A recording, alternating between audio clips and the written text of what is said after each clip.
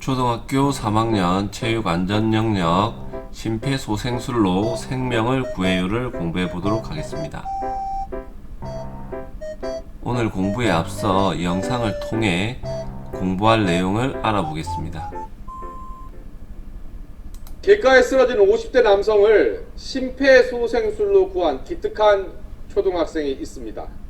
4학년 학생입니다. 때마침 소방서에서 배웠던 심폐소생술을 떠올려서 침착하게 대처를 했습니다. 자, 이 학생을요, 강희경 기자가 만나보았습니다. 지난 9일 저녁 엄마와 장을 보기 위해 길을 나서던 초등학교 4학년 이수빈 양.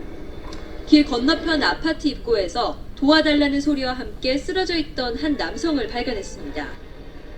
마침 이날 소방서에서 심폐소생술 교육을 받았던 이 양은 이곳에 쓰러진 남성에게 달려가 침착하게 흉부 압박을 실시했습니다. 쓰러진 50대 남성은 이 양의 응급처치 덕분에 1분 만에 호흡을 되찾았습니다. 엄마하고 쓰러지신 분의 가족분하고 기도를 열어주시고 제가 그때 압박을 했어요. 가슴 압박을. 이 양이 이렇게 소중한 생명을 구할 수 있었던 것은 불과 4시간 전 소방서에서 배운 심폐소생술 덕분이었습니다. 그냥 아무 생각도 안 들고 그냥 그때는 아저씨만 보였어요. 낮에 배운 거니까 바로 잘 생각났던 것 같아요. 이처럼 호흡이 멈춘 뒤 4분 이내에 심폐소생술을 하면 생존율은 절반에 달합니다. 하지만 구급대가 도착할 때까지 기다리는 동안 골든타임을 놓치면 생존율은 4%로 급감합니다. 심폐소생술을 가르친 강서소방서는 어른들도 하기 힘든 일을 해낸 이 양에게 표창장을 수여했습니다. 축하하고 어려운 일 했네. 심폐소생술 교육과 10대 소녀의 용감하고 침착한 대처가 한 사람의 소중한 목숨을 살렸습니다. YTN 강희경입니다. 11살, 12살 형제가 심폐소생술로 갑자기 쓰러진 엄마의 생명을 구했습니다. 학교에서 배운 심폐소생술을 기억해뒀다고 합니다. 김태욱 기자입니다. 지난 8월 31일 아침 집에 있던 12살 이성열, 11살 이수열 형제는 깜짝 놀랐습니다. 엄마가 갑자기 쓰러진 겁니다. 놀라서 울기만 했을 법한 상황이었지만 형제는 신속하고 침착하게 대응했습니다. 동생 수열군은 맥박과 의식이 없는 엄마를 대상으로 심폐소생술을 시작했고, 형 성열군은 구급대원이 올 때까지 침착하게 119 상황실에 엄마의 상태를 전달했습니다. 학교에서 심폐소생술 배워봤어요? 근데 배웠긴 했었어요. 한 번째 딱 펴고 딴 쪽으로 꾹꾹 눌러봐요. 소리를 내거나 반응이 있어요? 했어요. 평소 학교에서 배워뒀던 심폐소생술이 위기의 순간 빛을 발한 겁니다. 혀가 목구멍에 막을 때 심폐소생술을 해야 된다고 배웠어요. 이제 일어나 보니까 엄마 쓰러져 있어서 동생이 심폐소생술하고 제가 119에 전화를. 대전시는 이들 형제를 포함해 심폐소생술로 사람을 살린 민간인 5명과 소방대원 43명을 3분기 하트세이버로 선정했습니다. 지난 5년간 119로 신고된 심정지 환자들의 이송 후 생존율은 6.6%, 100명 중 7명은 살지만 93명은 숨진다는 얘기입니다. 소방당국은 갑자기 쓰러진 사람을 발견하면 지체 없이 119 신고와 심폐소생술을 실시하고 가까운 제세동기를 이용해 맥박을 원상태로 돌리는 것이 가장 중요하다고 조언합니다. MBC 뉴스 김태욱입니다. 영상에서 보았듯이 오늘은 심폐소생술 방법을 익히고 응급상황 시 대처 방법을 알아보도록 하겠습니다.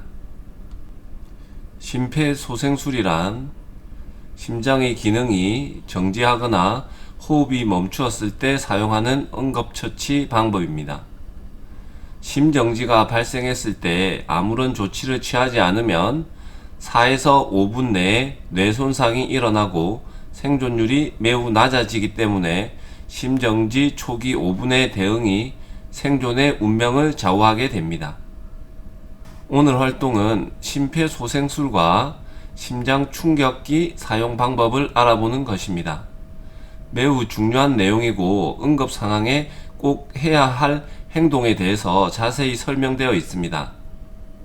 잘 익혀서 응급 상황이 발생했을 때 적절하게 대처하면 좋겠습니다. 영상을 보도록 하겠습니다.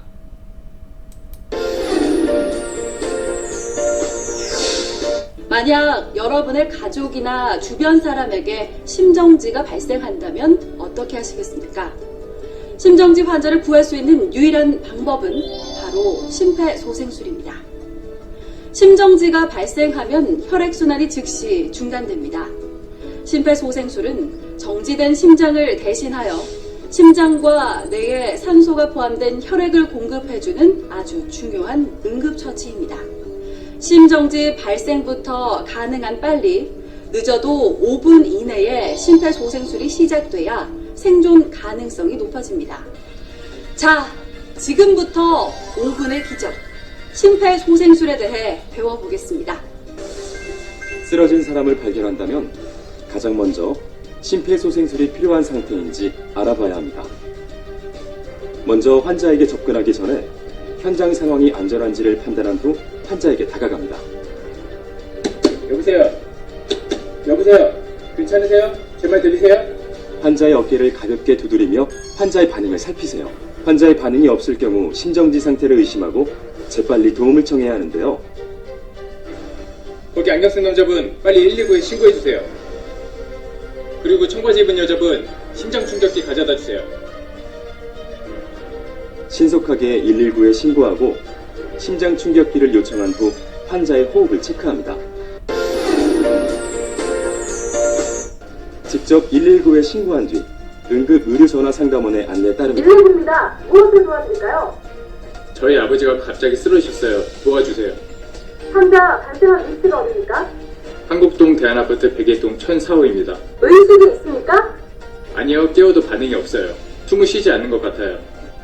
환자는 지금 심정지 상태로 판단됩니다. 구급차를 보냈으니 안심하시고 스피커폰으로 바꾼 뒤 안내에 따라 심폐소생술을 해주세요.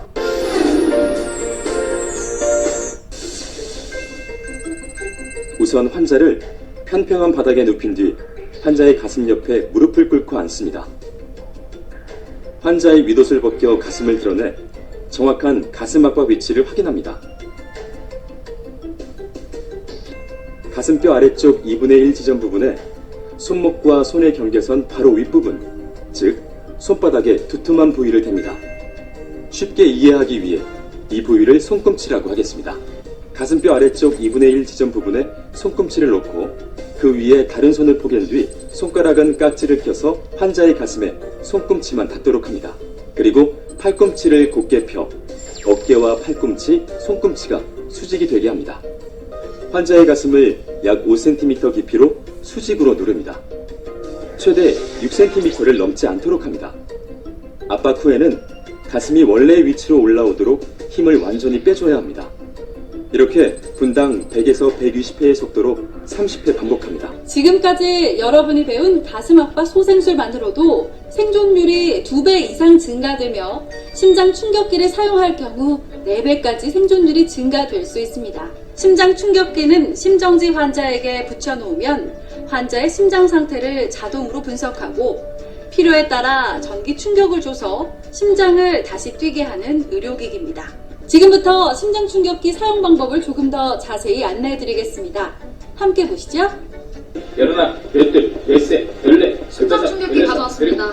가슴 아파 할 줄 아세요? 심장 충격기가 도착하면 119 구급대원들이 도착할 때까지 심폐소생술이 중단되는 시간을 최소화하기 위해 주위 사람에게 심폐소생술을 요청하는 것이 좋습니다. 가져온 심장 충격기의 덮개를 열고 기계에 전원을 켭니다. 기계에 따라서 덮개를 열면 자동으로 전원이 켜지는 것도 있습니다. 전원을 켠 후에는 기계의 음성 지시에 따르면 됩니다. 패드를 부착하세요. 패드에 붙일 위치가 그려져 있습니다. 그림대로 하나는 오른쪽 빗장뼈 아래에, 다른 하나는 왼쪽 젖꼭지 아래에 붙입니다. 심폐소생술은 멈추지 마시고요. 그리고 음성 지시에 따르세요. 패드 커넥터를 AED에 연결하세요. 환자로부터 떨어지세요. 떨어지세요. 환자의 심장 리듬을 분석합니다. 제세동 필요합니다. 이때는 심폐소생술을 하는 사람은 물론이고 주위 사람들까지 모두 환자에게서 떨어지도록 해야 합니다. 분석이 끝나면 자동으로 충전이 됩니다. 충전 중. 이 시간 동안에도 심폐소생술을 멈추지 마세요. 환자로부터 떨어지세요. 깜빡이는 제세동 버튼을 누르세요. 환자와 접촉한 사람이 없는 것을 다시 한번 확인한 뒤에 제세동 버튼을 누르고요. 제세동이 실시되고 나면 즉시 심폐소생술을 다시 시작하세요. 만약 심폐소생술을 하는 사람이 힘들어한다면 교대로 번갈아 가면서 실시해 심폐소생술이 중단되지 않도록 해야 합니다. 심장 충격기가 재작동되는 2분마다 심폐소생술을 번갈아 가면서 진행하는 것이 가장 좋습니다. 구급대원이 올 때까지 멈추지 말고 반복합니다.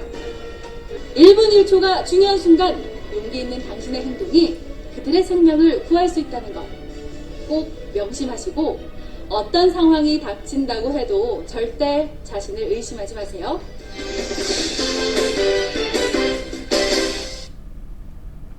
오늘 공부는 모두 끝났습니다. 오늘의 과제는 응급 상황이 발생했다고 가정하고 자신이 해야 할 행동을 책이나 배움 노트에 적어보는 것입니다. 실제 연습을 하면 가장 좋지만 지금은 연습을 할 수 없기 때문에 응급 상황이 발생했다고 가정해보고 해야 할 행동을 책이나 배움 노트에 꼭 적어 보십시오. 오늘 공부는 모두 끝났습니다. 오늘도 공부하느라고 굉장히 수고하셨습니다. 다음에 뵙겠습니다. 감사합니다.